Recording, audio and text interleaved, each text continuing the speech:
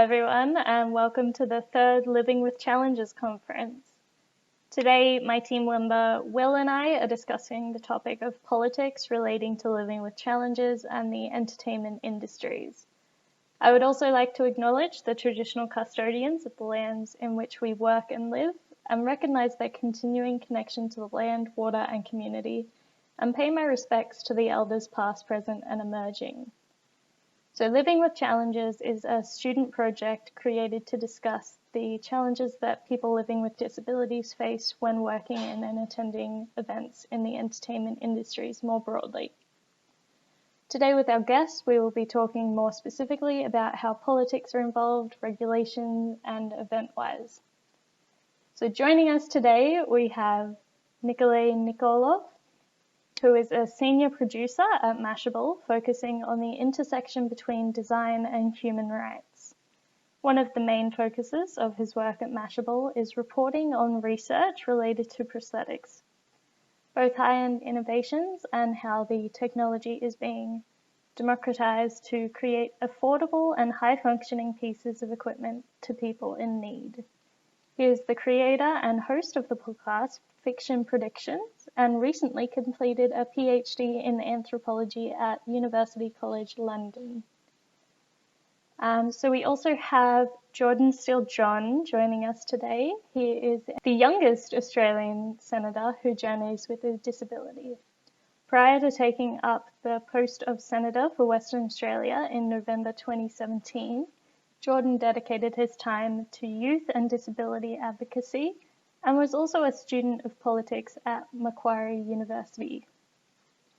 Jordon has portfolio responsibility for disability rights and services, youth, trade, peace and nuclear disarmament, which covers defence, and Veterans Affairs.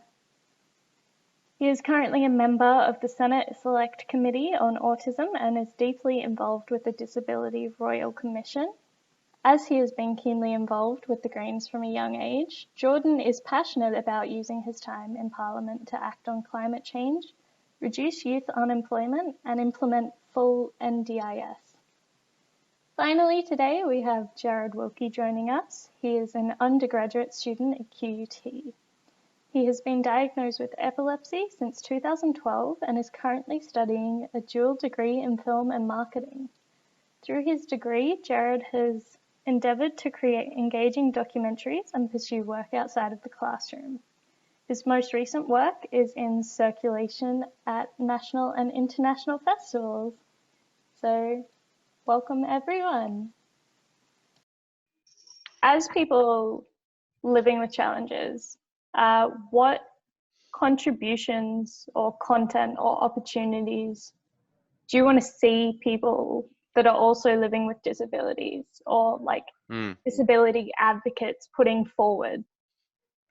Well, I think one of the things that's really important is to ensure that disabled people have equal access to the social and cultural opportunities that are available to other parts of the community as well. And often these are things that aren't often on the radar as, where would the barriers be there? But I know as a young person speaking to other disabled people of my age, there's a couple of bloody challenges doing basic things like finding somewhere to go on a Friday night in the city that's accessible. Accessible nightclubs don't seem to be a thing, which is a challenge both if you want to enjoy music and socialize in that space, but also if you're a disabled artist and you want to play those venues. And then you go beyond that to your more broadly attended cultural institutions like theatres and those kind of spaces, and quite often they aren't accessible either. We've got a new space, a relatively new space in WA in Perth, that has, prides itself on its accessibility and its inclusiveness. But if you actually go to the performer end of the venue and go backstage to where the performers are given a space to prepare and do makeup and all that, there's bathrooms back there, but there aren't any accessible bathrooms because of a presumption, I guess, that disabled people wouldn't be performing, you know, they'd maybe just be watching.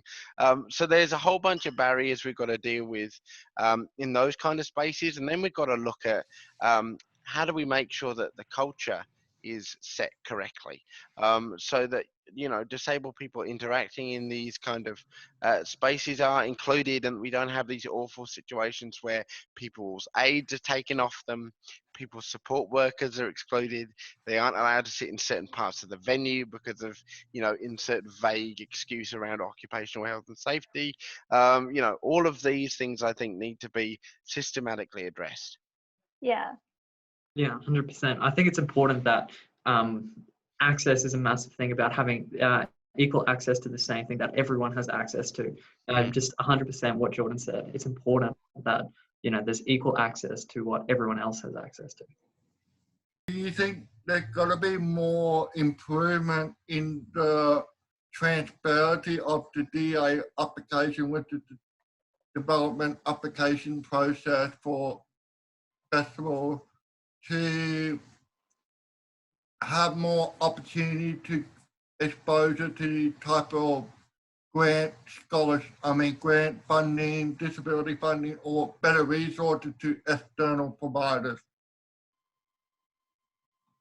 I think it's a really good point. I think, yes, we need to see across the board more proactive action taken at the local government level to ensure that events are accessible and inclusive. But I think also that we need to make sure that when we're talking about accessible and inclusive events, we're talking about the actually accessible and inclusive events. Like, to take your example of a music festival situation, there's a common not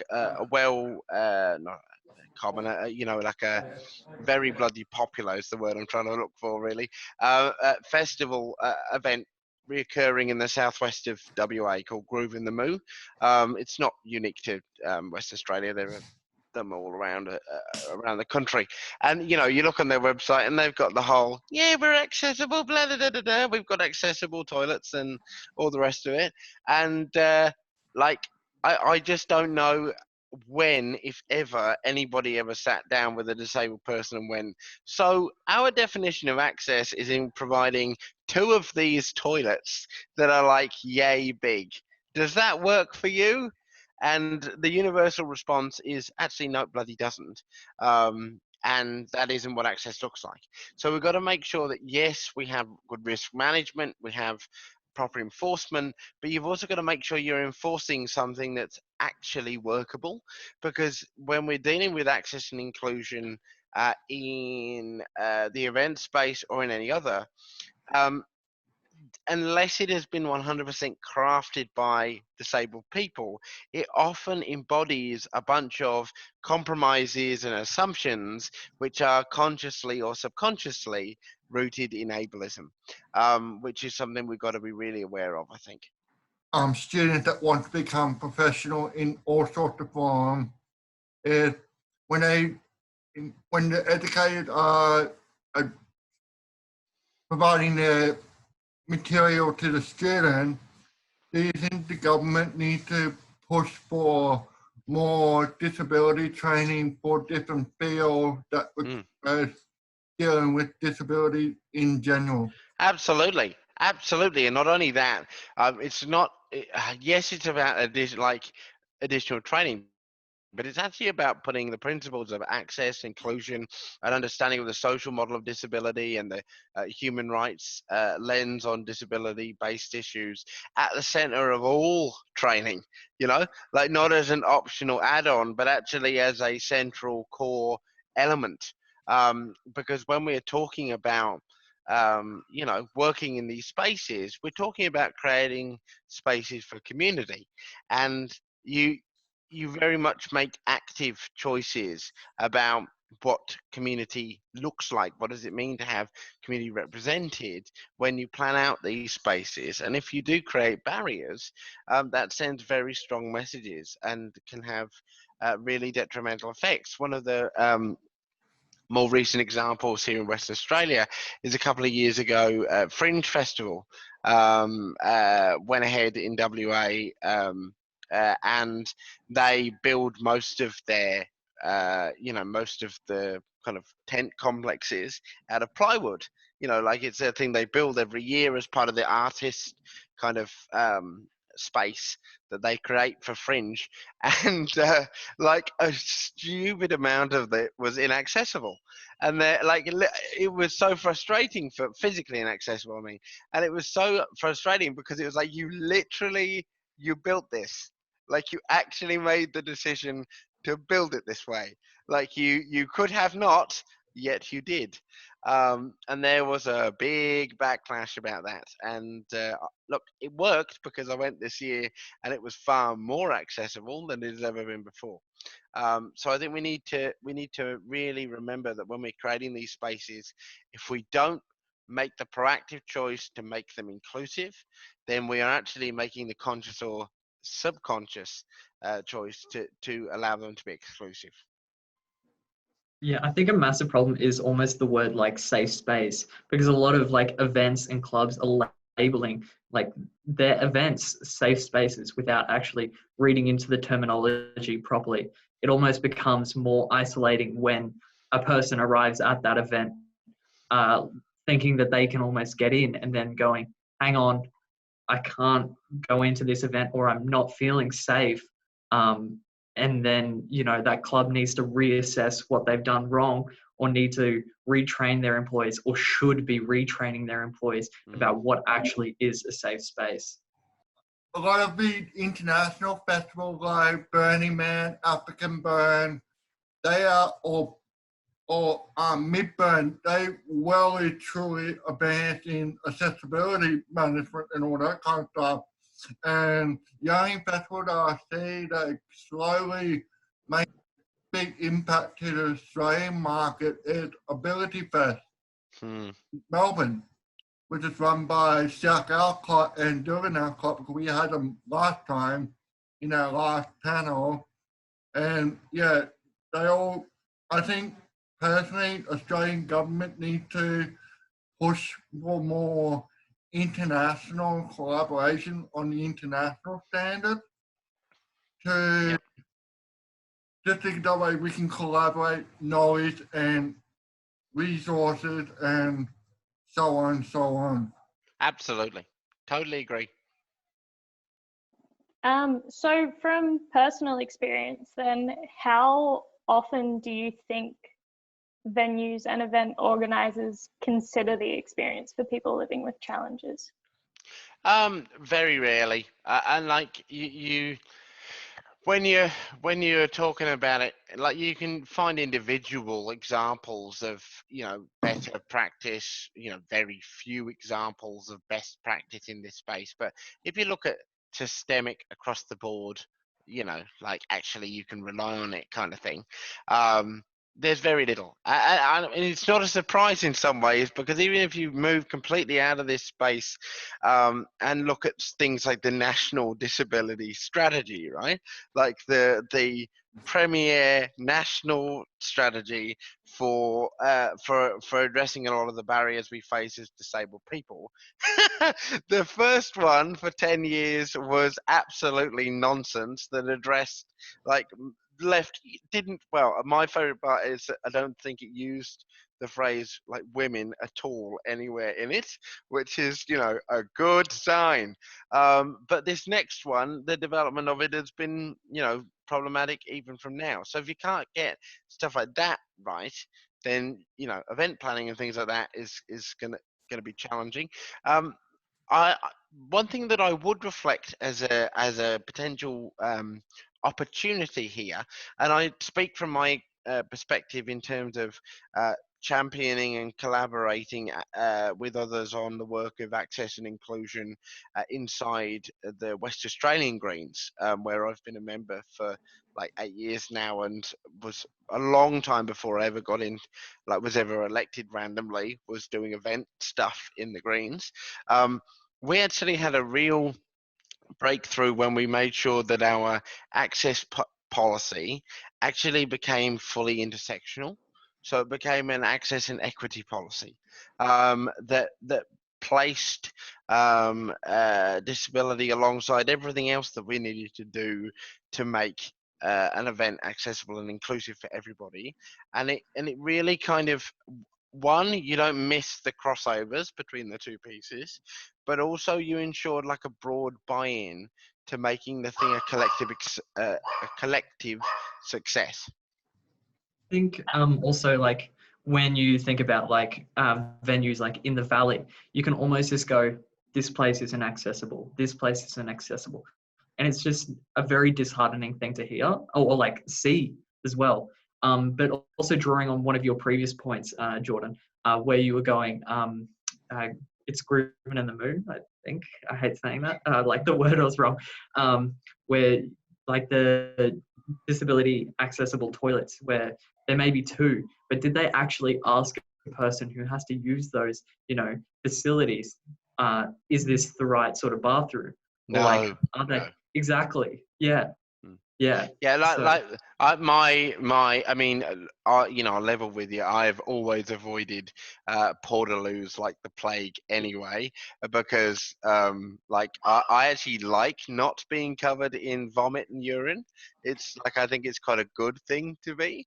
But I did go to an event. I went to a fringe event actually earlier this year, and it was run in a venue without an accessible loo internally. So they had brought a portaloo on site, and like it was hilarious. Like you rolled into it and there was enough room to literally roll your chair in and then not be able to move at all.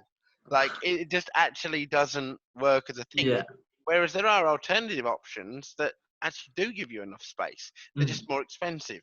And that's the crux of this. When it comes to event management or inclusive design generally, it's about a perception of cost or about cost in itself.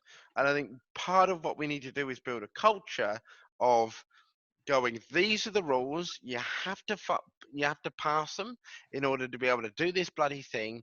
Yes, it will cost you money, so we will give you more money to do this thing properly. And then over time, but actually reasonably rapidly, you'll see that the accessible approach reaches an economy of scale that then reduces the price, because the cost differential at the moment is actually a product of ableism.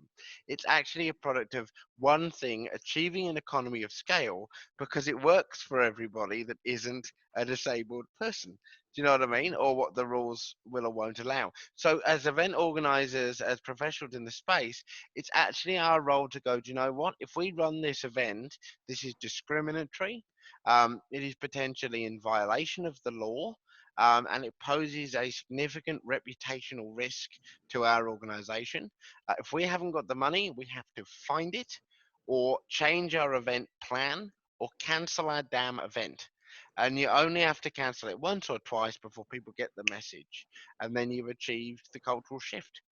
yeah, Literally, one of the best things I ever did was go, okay, we're going to have a clause in this proposal that if it is not accessible, our event will be cancelled. We will inform everybody why it is not cancelled, like why it has been cancelled, and you will be basically hauled up before the relevant committee and will have to explain why you buggered this up so badly. mm, And the fear of that made sure that we did not, like, we had a dramatic reduction in buggering that up in terms of access. Now, as you then step that out to other forms of access that make less sense, you encounter other barriers. So, for instance, if you're championing an accessible and inclusive event approach within your organization, you'll probably at some point have somebody go, oh yeah, man, that's amazing. Like, I think that's so good. We'll just have ramps everywhere. Great. I know somebody that can do that. Yeah. And then you go, great. Okay. And also Auslan interpreters. And they'll go, what? How much do they cost? Why? Why? Like, and then that's your pushback point. yeah, So again, there's a difference between championing access and inclusion and championing access and inclusion you understand and mm, therefore is valid to you as a non-disabled person. And that is something else that we also have to really keep our minds on.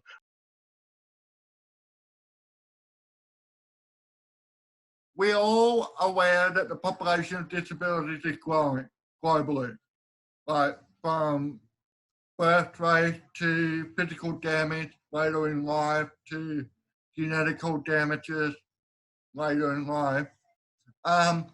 What is your future perspective that the entertainment industry going to be look like as the disability population starts creeping up to 40% or maybe 50% in the near future?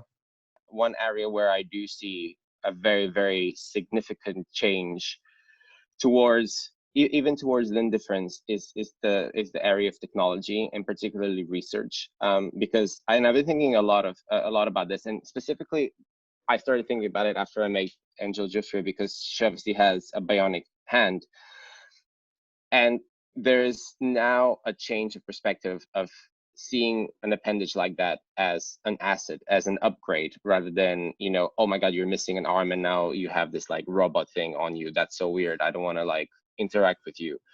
And the entire, you know, sort of type of Iron Man discourse is changing in technology and the sort of research facilities who are dealing with these type of innovations, because now they're being seen as an actual upgrade that is adding, you know, abilities to people who, you know, who need them. And the way that they're presented and the way that we started to report on them, you know, particularly when we're talking about bionics, is that they're incredibly advanced pieces of technology that work almost seamlessly with the human body. You know, they can work with just leftover muscle graft signals being sent, and those arms become very responsive. And in my mind, that is the first step towards changing the perception of certain types of visible disabilities. And once you start changing that, I think the entire notion of disability, even the word disability, has a negative connotation, a sense of, you know, of lacking. And I think once the notion of technology is added to help perceive that person in a different way, I think everything is going to start to follow. But again, it's like everything in culture, right? It starts from somewhere, and then it takes a very long while for that discourse to reach the normal people in other parts of the world. But it's inevitable, right? I think that that's definitely the way that this is going. I think, look, I think if we look at the next 40 years, there'll be a number of, well, first of all, I think the important thing to remember here, and I always kind of put my campaigner hat on when I say this, but there's nothing inevitable one way or another about the next 40 years. It'll be what we as disabled people make of it.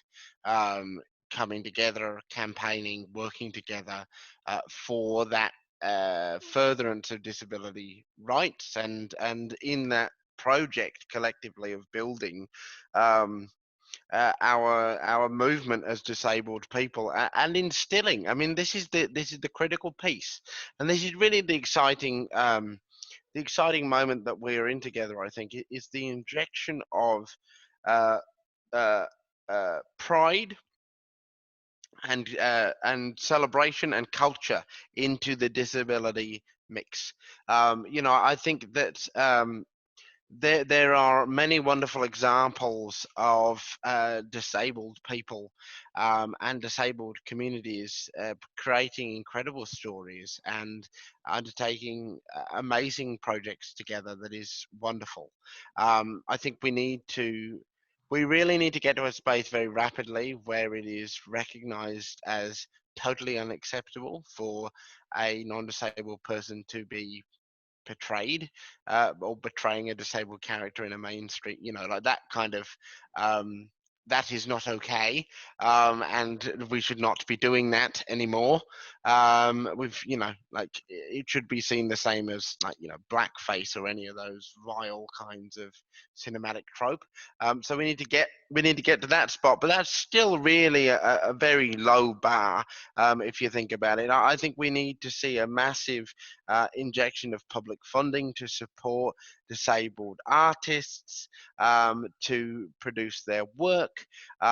We need to highlight disabled stories, and we need to really, I think, lean into everything that the social model of disability and that the identity first approach to the concept of disability gives us, which I think is it unlocks the ability for we as disabled people to take our place as part of a broader community of people who, though we come from different backgrounds, we have different stories, we share an experience of living a life in a world that is strewn with barriers created and supported by discriminatory normalized thought processes, and that collective struggle and collective experience is something that is, I think, rich and ready for interpretation in the artistic and creative spaces. And I'm really excited to see what what is possible and what is done as we start to see, in Australia. I can't speak for the UK, although I expect in the UK you're probably further along in the journey than we are in Australia. In Australia, we are, I think, very much still at the opening of that process. It's still a thing where it's like, oh, the national broadcaster just took on a dedicated disability reporter. Like that kind of, stuff, which is, in some ways creating that beachhead, and in other ways you've got to be really careful it doesn't just slip into tokenism. The last thing I would mention, back to your point, William, about the percentage of the population, disabled people in Australia, there's 4 million of us. It's 20% of the population. If you want to get your story out there, if you want to succeed as an artist or a creative or just anybody in any bloody space, there's a real imperative to make whatever you are creating or selling able to be engaged with by such a large segment of the community. And I think there are amazing opportunities for people in so many spaces to, for want of a better word, capture a large segment of the community by being the first to implement certain access and inclusive driven innovations, because nobody else is doing it. And in such a competitive space where it is so difficult to make a living, and to succeed, that's a great opportunity right there. Although I think it's also really important to think, I mean, look, any and every space that we can create that's accessible, inclusive for disabled people, fantastic. And there are many different versions of what that looks like, just as there are many different experiences of disability, because as I always say, newsflash, disabled people are people, and so are not one bloody cultural monolith.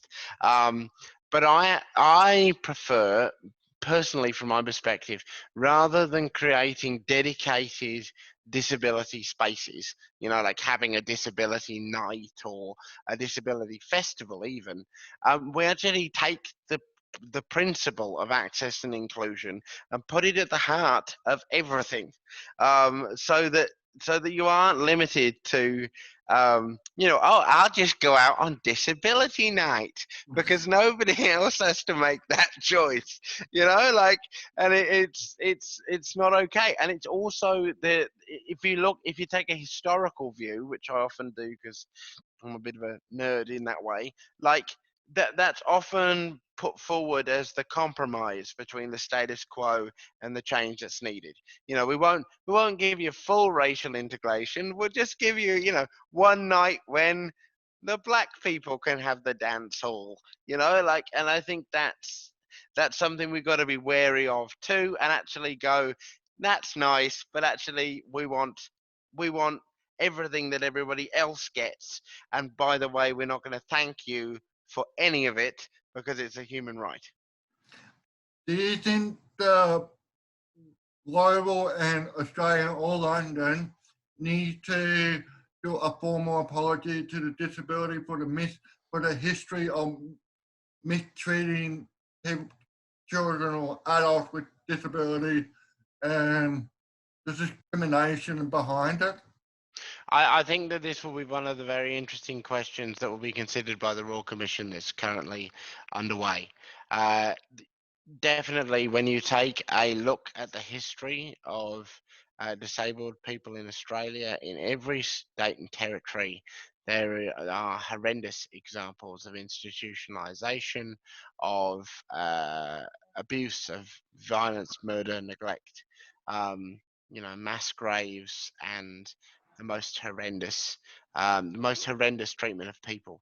And I think a form of recognition of that reality may well be part of the journey forward as we come to recognize and own the fact that ableism has drenched our society. We most certainly need to recognize that the discrimination that disabled people face is not shares the same company as racism and sexism and queerphobia and all of those, and requires the same systematic dismantlement of the power structures that create and sustain it, and the narratives that sustain those power structures.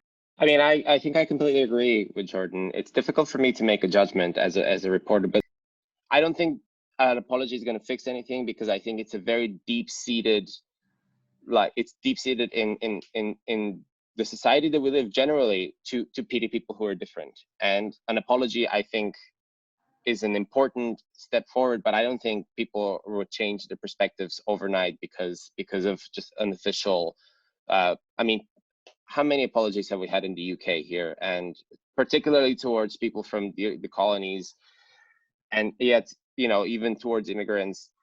And today, what do we have? We have a very, very racist society. The UK is closing its borders. The way that it's treating, people in the National Health Service who are not from the UK, who are in fact now saving lives. They're changing their visa requirements. They're adding surpluses. And just from those experiences, I think it's just wishful thinking to expect that an apology is going to change attitude towards such a sizable and such an important part of society. What I think needs to change is our definition of what progress is and of what a human being is, right? I come from a country where, like in Bulgaria, apologies are made for everything, for all the mistakes that have been made, and yet people are not full of solidarity, and they're not accepting, and they're actually very closed-minded. So it doesn't seem to me that that is the way to change the discourse about that.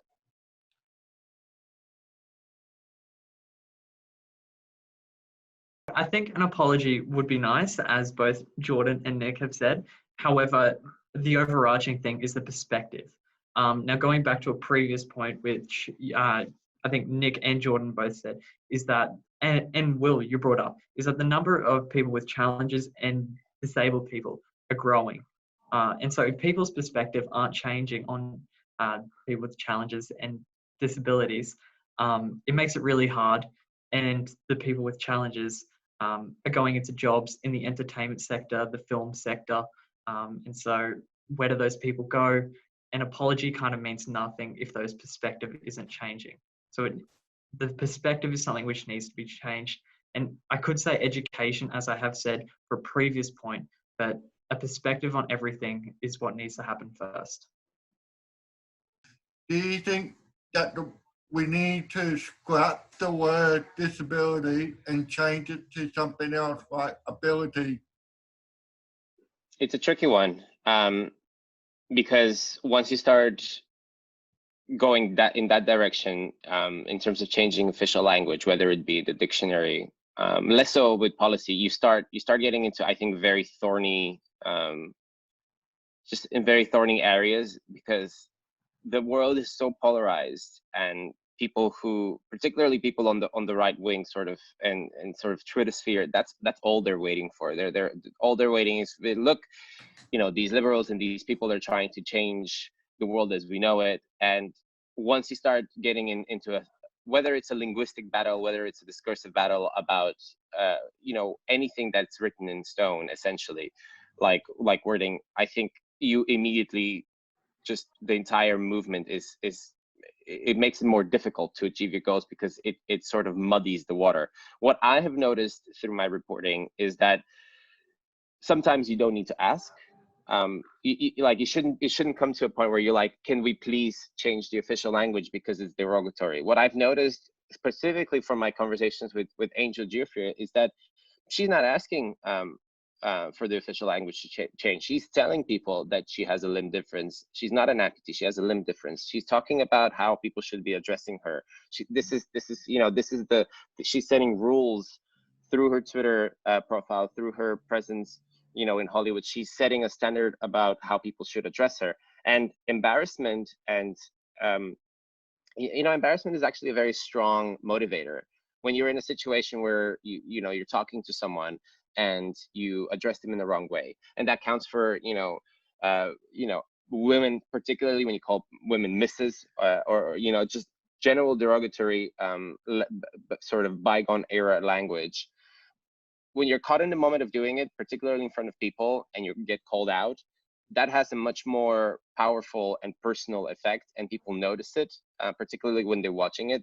And I think who are the people that we want to affect is what I'm thinking about. Like, it's going to be very hard to convince my grandparents, let's say, or people in Bulgaria who are in their 80s and 90s to change their perceptions of people with disabilities who probably they don't really understand and they've probably never spoken to. But if you're talking to a kid who's in school, or to a teenager, or to a university student, they are much more susceptible to see your side of the story and to appreciate that their view may be limited, and to actually learn from their mistakes and be better. When I came to the UK, I pretty much knew nothing about the LGBTQ community. I came from Bulgaria. That's it's a very small community, and it's very it's hidden, right? Because it's not very safe. But I came here, and I experienced an awakening, essentially. But it takes a while to learn and to adjust and to adapt. But now I know, right? And I firmly believe that when it comes to issues relating to disability, things are changing too. And again, drag syndrome is a good example, because now they're so famous that issues relating to having Down syndrome are getting clearer, and I think they're getting amplified, and people are speaking up. People with Down syndrome are speaking up and saying, we actually have always enjoyed things like dancing and performing, but we were never allowed because there was never any theaters or never any places for us to perform. And now, because of their status, things are changing. And there's in London, there's dancing and theater groups that are now being adapted for people with disabilities and limb difference, and they're being, unfortunately coronavirus struck, but they were preparations for all kinds of performances that were, different from what we would usually get. And I think that's the important thing. Like, words matter, but I think actions matter more, and it's individuals who are pushing the needle just because they're doing what they've always wanted to do and are not allowing themselves to fall into the boxes that were already pre-made for them by society. That is teaching all of us a sense of humility and a sense of sort of appreciation for other people's experience, and knowledge that everybody's different, and we should respect and acknowledge that, essentially. I'm not going to say I disagree with you, but I do see it. I do see having epilepsy as an ability. Like, it's forced me to work harder, and I like keeping up with everything I do. I like making sure I challenge myself, and doing the best thing that I do, and make sure that epilepsy isn't something that I struggle with. Like, I like to perform well, and I use epilepsy as a motivator. I think it's important that disability isn't a negative word or has negative connotations attached to it. I do agree with you with that it's the way people do look at the word. For me, disability is the ability. And I do agree with you that it's like not how a grandmother looks at it, it's how the future generations will look at it. So I've kind of lost where I go with that in terms of what you said about we've got to look at how we can affect like future generations and say this is what it is, and we're like how we can change the future generations. There was a service set up in 2018 called Everywhere Venues that rates the accessibility of venues so potential clients could stay informed without needing to visit the venue themselves. So from an industry point of view, do you think some sort of accessibility rating system should be nationally recognized and that we encourage venues to disclose this information? And from a point of view of someone living with a disability, would this even be helpful? I think it's 100% necessary. There's food health and safety ratings. You hear about, buildings getting like safety ratings in general. And so having something which tells you like the accessibility ratings of a place would be so beneficial. Which places to visit, but it also tells you which places obviously you can't visit, which is such a disheartening thing to know. But a place listed which you can't visit might also make their place, accessible to all people. So it would add more businesses onto that website, would add more consumers to their customer base, which would be beneficial to everyone. I completely agree. I wouldn't be able to add anything. I think that's the only thing that I would say is that particularly in big cities where you have so many clubs, like you said, like Fabric and stuff like that, I think it's so important to have as much detailed information for every single venue that you go to, regardless of who you are, so that you can have an enjoyable and safe time, particularly when it comes to nightclubs. I think as much information and as much detail about how to access it, what is available, what you're sort of getting yourself into is going to be fantastic for anybody really trying to go there. Yeah. Like when I'm planning a night out, like the scariest thing is how far is it away from home? How am I getting home? Who am I going with? Do they know I have epilepsy? I'm carrying medication.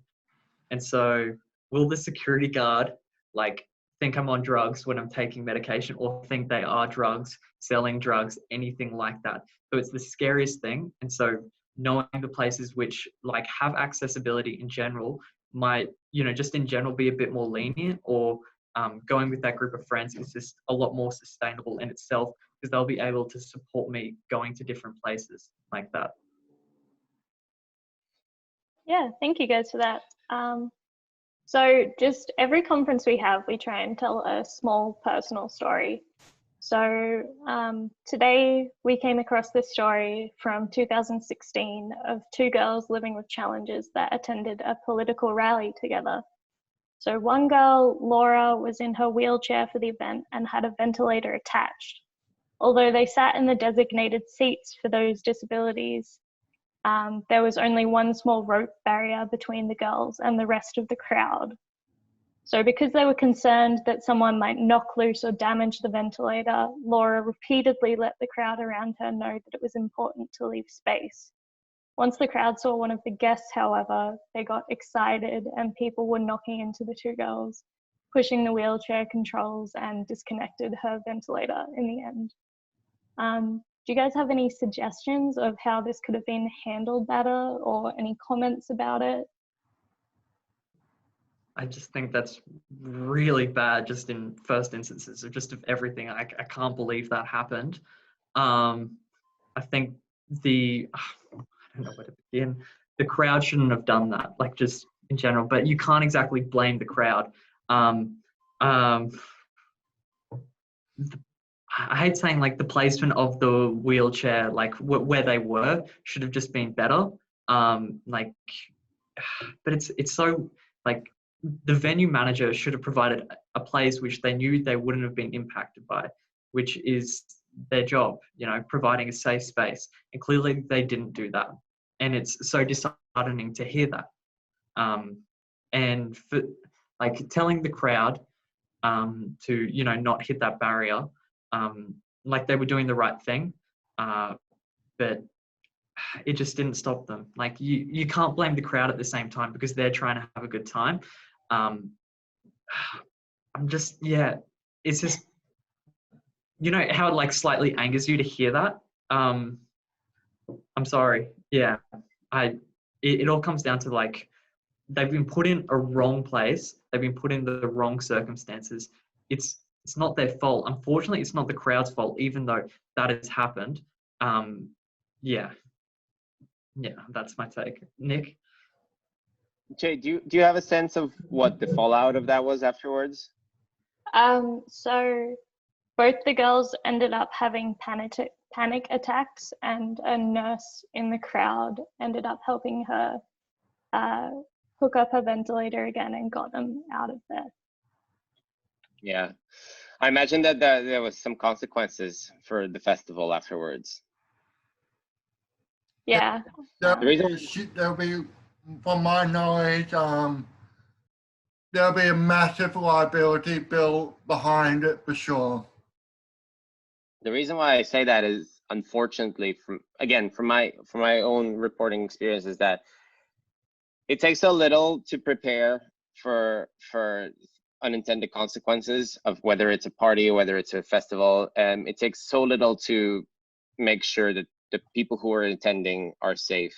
And people just don't do it, either because they just don't think about it, or because on the day they just don't really care.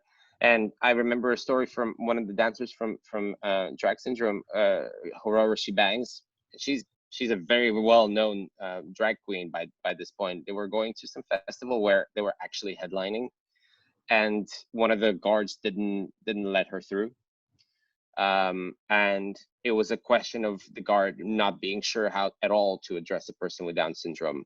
They were asking whether, she needs a chaperone, whether she's allowed to come, in, and like, we're talking an adult in their 30s. And the question was like, I am allowed to make my own decisions. Like, you should allow me to come inside. And it turned into a bit of a spectacle where, a humiliating spectacle where it had to go to, her taking out her phone and like using her power as an influencer, basically, to be like, look, this is me, I'm performing, you need to let me go, right? And since then, obviously, the entirety of that festival was like on eggshells because they already screwed up once. And the thing is that it shouldn't have to be like that, right? But when something like that happens, then people suddenly are imbued with empathy and sensitivity because they just can't afford another PR disaster. And that, unfortunately, that seems to be the way that like progress is made. It's sort of like one step forward, two steps back, because people don't really care about the protection of individuals as much as they care about their own image. And that is, I think, what needs to change, because it's not even that hard. I think it really doesn't take that much to just take an extra second and be like, if I were in their place, what would I need to have just a semblance of safety? And that counts actually for all types of music venues. And not just for people with disabilities. In general, I think, I personally think, particularly going to loud music venues and being close towards the stage, I think it's genuinely a very unpleasant and unsafe experience. And it always has to take situations of people getting like trampled or something happening for people to be like, oh, actually, this probably isn't the best way for us to be doing this. And it just shouldn't have to happen like that. Yeah, absolutely. I was going to say, I've kind of got a follow-up to that. It's a story about an artist with photosensitive epilepsy. So she's part of this group. I'm not going to name names or like the name of the group or anything like that, but they were performing in Sydney, and during the set, they didn't use strobe lighting for the purpose that it may trigger or cause a seizure. Later the night, I've got like part of the article up. That's what I'm reading off. Later the night, however, they were supporting the other artists. She was in the crowd. The artist on stage said to the lighting technicians, can you not use, our strobe lighting? One of the previous artists is in the crowd. She also said to the lighting technician, I'm in the crowd, can you turn off the strobe lighting? The lighting technician refused. So you've got that situation where the lighting technician refused. The artist on stage asked as well. So I know I said I wouldn't kind of use education, but, education like there. And so what affects everything is that the people with the disability are now the people who have to educate that lighting technician, like the person who does not have the disability. If people want to call an event a safe space, you can't just call it that when you exclude a massive population of people from the event. It makes you feel even more isolated, and it magnifies your disability. I'd just like to thank you guys again for coming along today and for having this chat with us. It was really informative and really good to have this conversation. Thank you Thanks so for much. organizing this, guys. Thank Yeah. you.